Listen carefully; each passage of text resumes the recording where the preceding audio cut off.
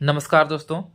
पिछले क्लास की वीडियो में हमने introduction and basic of automobile के बारे में पढ़ा था। आज उसी का टॉपिक है और नेक्स्ट हमारा पॉइंट है मोटर गाड़ी के प्रमुख भाग। तो चलिए इस वीडियो में देखते हैं कुछ महत्वपूर्ण भाग है मोटर गाड़ी के, उसके बारे में पढ़ेंगे। तो हमारा ए नंबर में है बॉडी। तो बॉडी किसे कहा जाता है? तो मोटर गाड़ी के जिस भाग में यात्री बैठता है या सामान रखा जाता है उसे हम बोलते हैं बॉडी। सिंपल सा भाषा है कि यात्री बैठता है या सामान रखा जाता है उसे हम बॉडी कहते हैं। चलिए नेक्स्ट देखते हैं, चेचिस के बारे में पढ़ेंगे कि चेचिस जो होता है मोटर गाड़ी का एक आधार भाग होता है जिससे मोटर गाड़ी के सभी भाग जोड़े जाते हैं और इसीलिए चेचिस को मोटर गाड़ी का बैकबोन भी कहा जाता है। जिस प्रकार से हम लोग का बैकबोन यानी मनुष्य का जो बैकबोन होता है रीढ़ का हड्डी, उसी टाइप से मोटर गाड़ी का जो बैकबोन होता है वो हमारा चेचिस होता है। चलिए नेक्स्ट हमारा है सी नंबर में है इंजन। तो इंजन किसे कहते हैं? तो इसे पावर यूनिट भी कहते हैं, यानी कि इंजन को हम पावर यूनिट भी कहते हैं क्योंकि यहाँ पर शक्ति का उत्पादन होता है और इस इंजन में कुछ अन्य सहायक भाग भी होता है, जैसे हमारा फ्यूल पंप हो गया, तेल वाला पंप, कार्बोरेटर हो गया और डिस्ट्रीब्यूटर हो गया, ईटीसी और भी सारे हैं। तो इंजन किसे कहते हैं? जिसे हम पावर यूनिट भी कहते हैं, यानी कि इंजन को हम पावर यूनिट भी कहा जाता है।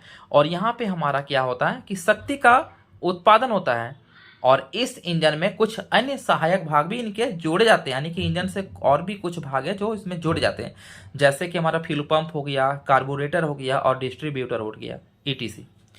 चलिए डी नंबर में देखते रनिंग गियर। तो मोटर गाड़ी का यह भाग चाल प्रदान करता है। तो रनिंग गियर जो हमारा होता है वो हमारा क्या करता है? तो मोटर गाड़ी का यह भाग जो होता है वह चाल को, स्पीड को प्रदान करता है। इसके अंतर्गत पहिया, ब्रेक सिस्टम, सस्पेंशन सिस्टम तथा स्टीयरिंग सिस्टम आता है। तो इनके कुछ अन्य महत्वपूर्ण भाग हुए रनिंग गियर के, ब्रेक सिस्टम हो गया, सस्पेंशन सिस्टम और स्टीयरिंग सिस्टम।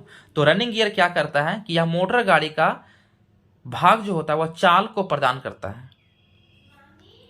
चलिए ई नंबर में हमारा ट्रांसमिशन यूनिट किसको बोलते हैं?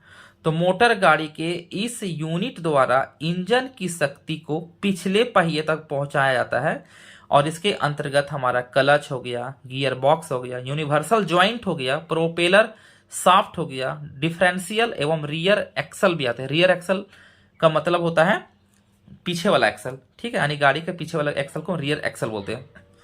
तो ट्रांसमिशन यूनिट किसे कहते हैं? तो ट्रांसमिशन यूनिट कि यह जो यूनिट होता है वह इंजन की जो शक्ति होती है वो पिछले पहिए तक पहुंचाया जाता है। मतलब इंजन की शक्ति को पिछले पहिए तक पहुंचाना उसे हम ट्रांसमिशन यूनिट कहते हैं और इसके अंतर्गत हमारा clutch, gear box, universal joint, propeller shaft, differential एवं रियर एक्सल आते हैं। नेक्स्ट देखेंगे इलेक्ट्रिकल सिस्टम।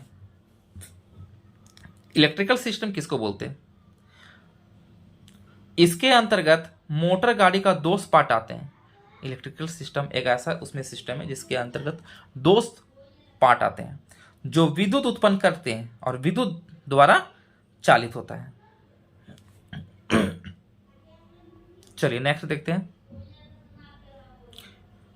Wheel base. ये हमारा अगला है व्हील बेस। तो व्हील बेस किसे कहा जाता है? किसी मोटर गाड़ी के अगले तथा पिछले पहिया के सेंटर के बीच की दूरी को व्हील बेस कहते हैं। वेरी इंपॉर्टेंट है, ये पिछले एग्जाम में पूछा भी गया है ऑटोमोबाइल के। किसी मोटर गाड़ी के अगले तथा पिछले पहिए के सेंटर के बीच की दूरी को व्हील बेस कहते हैं। देखिए ये हमारा हो गया अगला पहिया और ये हमारा हो गया पिछला पहिया। तो इन दोनों के बीच की दूरी को हम क्या कहते हैं? व्हील बेस कहा जाता है। दोनों चक्कों के बीच की दूरी को व्हील बेस कहते हैं, ये याद रखिएगा। तो किसी मोटर गाड़ी के अगले तथा पिछले पहिए के सेंटर की बीच की दूरी को व्हील बेस कहते हैं। अब अगला है तो हमारा topic wheel track. Wheel track किसे कहते हैं?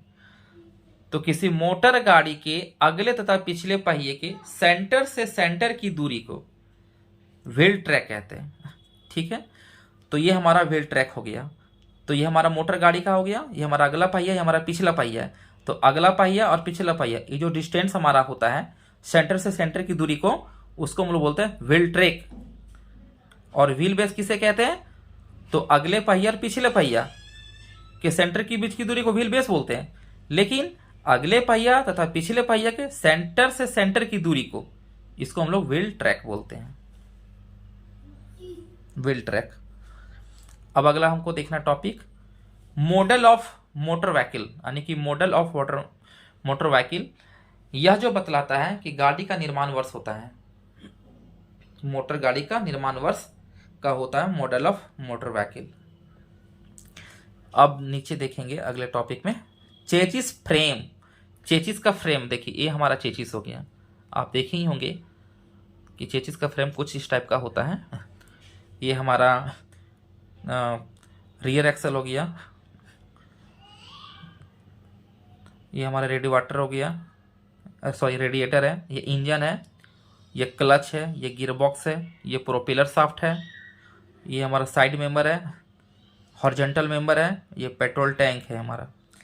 तो चलिए देखते हैं कि यह मोटर गाड़ी का वह भाग है जिसके साथ engine, axle, radiator, transmission unit etc जुड़ा रहता है। इसी के ऊपर बॉडी का निर्माण होता है, यानी इसी चीज के ऊपर हमारा क्या होता है? बॉडी का निर्माण होता है। यह मोटर गाड़ी के भाग को वाहन करने के साथ साथ सड़क के झटकों को भी सहन करता है। तो चेचिस फ्रेम क्या होता है कि यह मोटर गाड़ी का भाग होता है, इसके ऊपर हमारा बॉडी का निर्माण होता है और वह सड़क के झटकों को भी सहन करता है, जिसको हम लोग क्या बोलते हैं? Chassis frame. तो दोस्तों आज के वीडियो में बस इतना ही। तो हम लोग नेक्स्ट वीडियो में कुछ अगले टॉपिक के बारे में पढ़ेंगे। आज का हमारा टॉपिक यहाँ समाप्त हुआ।